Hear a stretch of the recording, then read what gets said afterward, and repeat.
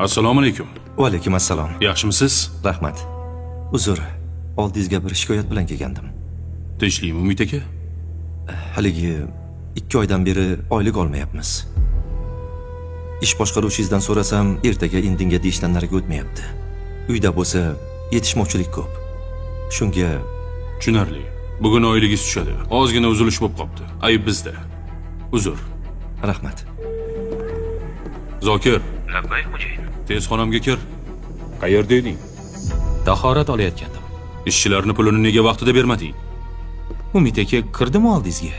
Unga shefni bezovta qilma degandim-ku. O'zimning ishlarimga ozgina yetmay qoluvdi. Shunga ishlatib turdim.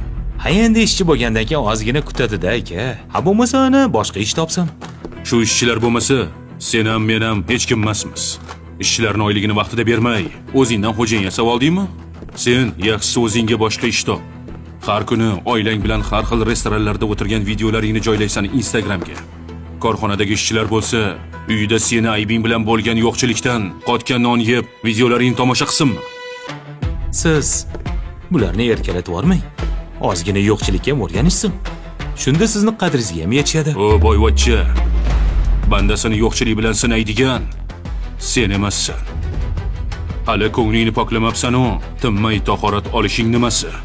Bugunni o'zidayoq ishchilarni pulini joyiga qo'yib qo'y. Meni xodimlarimning oldidagi obro'yim seni uyingdagi muammolaringdan muhimroq. Qobil aka. Yo'qol.